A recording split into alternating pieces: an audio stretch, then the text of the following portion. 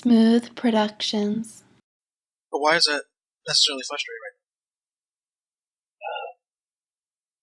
It's not. Being in the Army, that was home. Being in the infantry, that was home.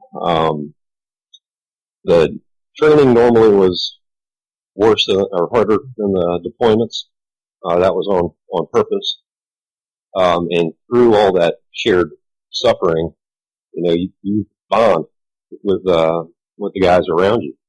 At the end of the day, soldiers don't fight for the Constitution or the girl back home or because a politician says so.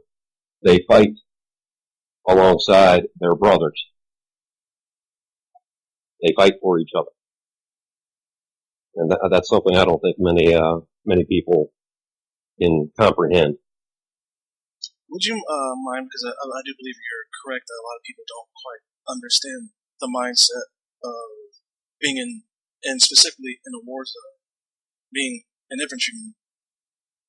We'll get to that a little bit later about your time in Kosovo. But can you just give a little bit more detail as to that mindset of we're fighting for in your case, a soldier next to me because if I lose that individual, that time would be male, only male, that would be heartbreaking. It is. I'll tell you.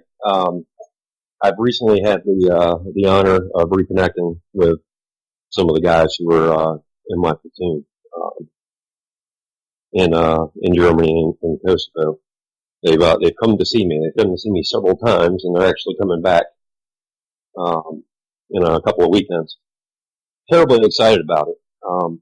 One cool thing about us with PTSD, as soon as I'm with one of those guys, it's gone. I feel secure. I feel like everything's fine.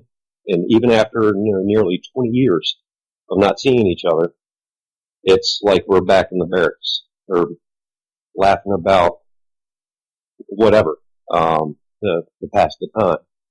The bond is so tight through the shared suffering and the responsibility to do our jobs that it's a self-fulfilling enterprise. You fight for your brother fights for you, and so on down the line. You're there to get the job done, and then when the mission's over, then we go home. That's one of the things that drives me crazy about the mentality of the police, that their job is to go home alive. But that doesn't make any sense to me. And when because you mentioned that you do have to deal with PTSD, I don't feel a lot of individuals when they just hear those words, they take them how they take them, and I don't think that a lot of people understand exactly what that is like. Could you describe that and why being around your soldiers helps alleviate symptoms of PTSD? The best I can do.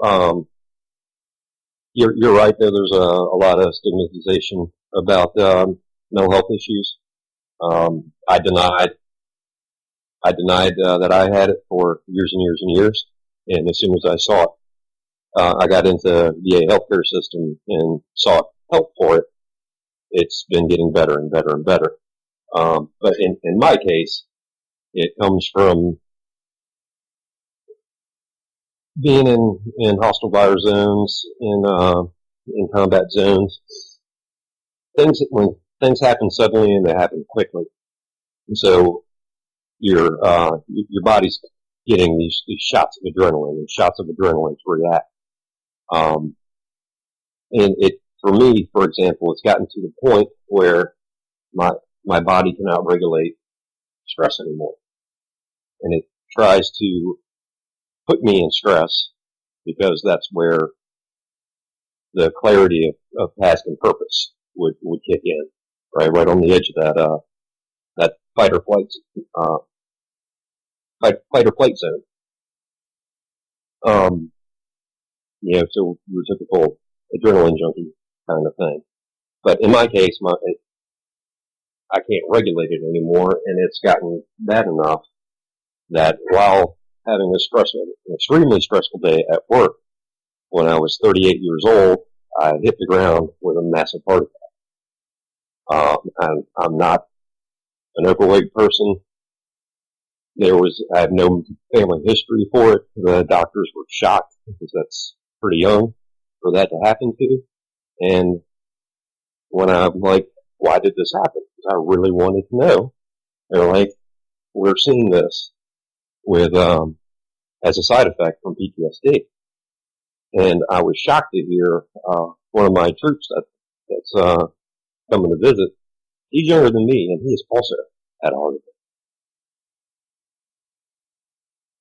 So it's a growing issue in the veteran community. What do you think is the biggest misconception that the American populace has with PTSD?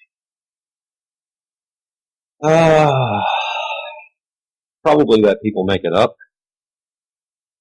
There are a lot of people who think that about most issues with mental health. Because you're talking about feelings.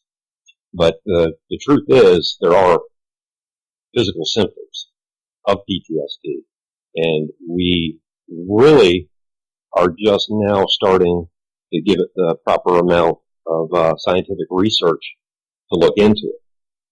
And for example, the first time that I encountered it was in Kosovo. There was a soldier in the battalion who just freaked one night.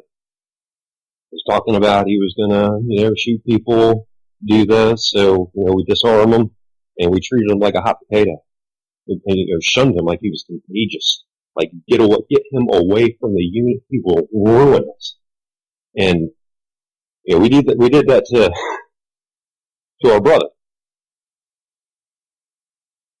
So, and that was in 1999. So that's really not that long ago in the grand scheme of things. And I had a similar event happen with a soldier in my company in Guantanamo, and I did the exact same thing. Hot potato, get rid of this guy. And he can't hack it. He's weak.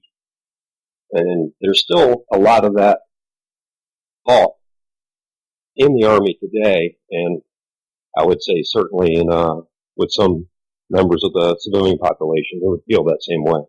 Because they just don't understand it.